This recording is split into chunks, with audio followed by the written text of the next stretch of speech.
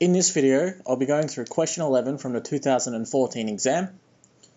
For this question, all you have to do is state the number of slack variables and the number of artificial variables you need to solve the given problem and its corresponding dual. In order to answer this question, there's two things you need to know. 1. When to introduce a slack variable.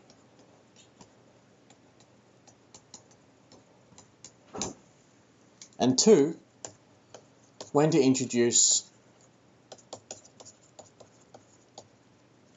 an artificial variable.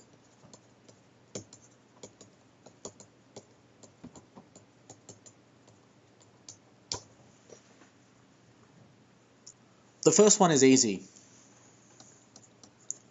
You introduce one slack variable for each constraint.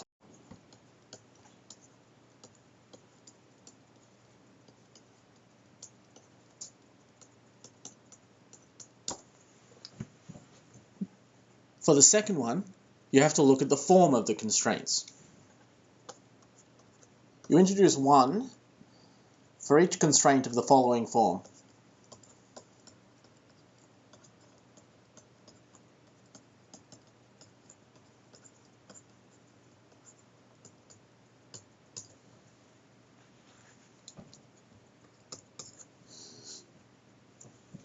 If you have a1 x1 plus ...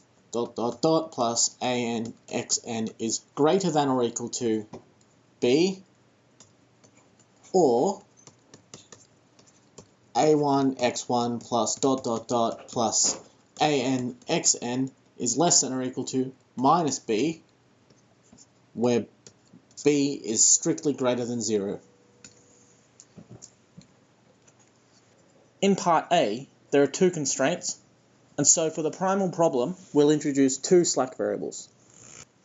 Of the two constraints, the first one is not of the form that introduces an artificial variable, but the second one is. So we've got one constraint that introduces an artificial variable, and we'll put 1 in that box there.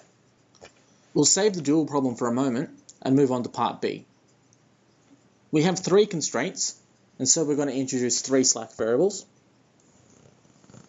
The first 2 constraints are not of the form that introduces an artificial variable, and you might think that the third one is, but be careful because this is exactly equal to 0 on the right hand side. It's required that what appears on the right hand side is not equal to 0, and so we get 0 artificial variables introduced for this problem.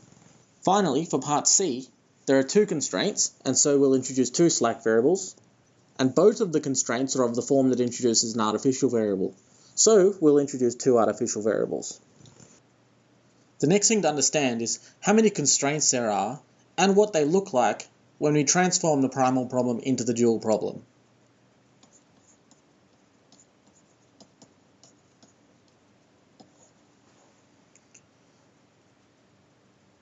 The number of constraints is easy.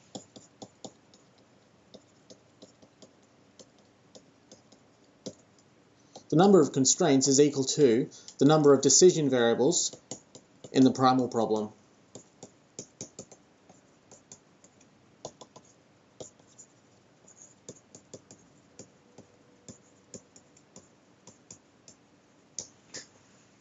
So we can write this down straight away. So for part A, to count the number of slack variables in a dual problem, all we have to do is count the number of decision variables that appear. We've got x1, x2, and x3, and so we're going to introduce 3 slack variables. For part B, be careful when you look at the objective function. There, we've only got x1 and x2, but in our constraints, x3 appears as well.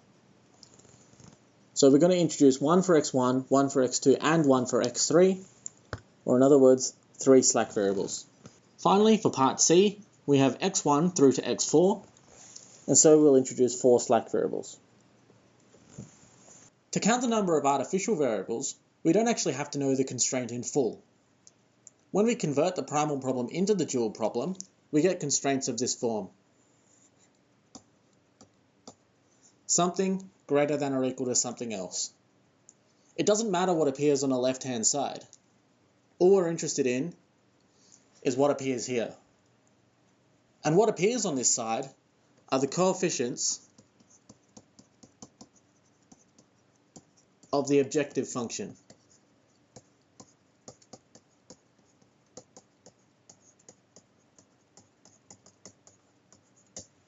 It's important to remember to consider the problem as a maximised problem before we convert it into the dual problem.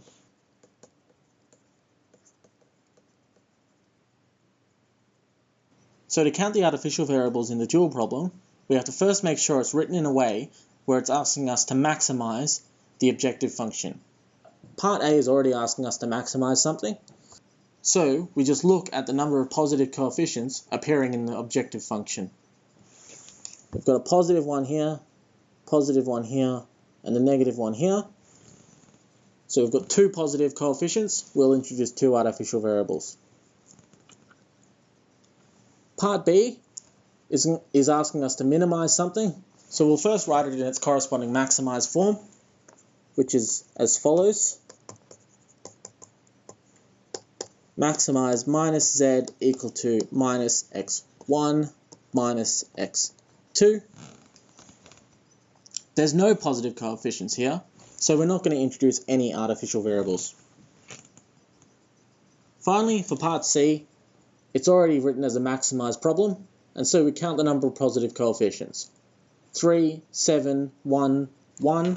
They're all positive, and there's 4 of them. So we'll introduce 4 artificial variables in the dual problem. And this completes this question.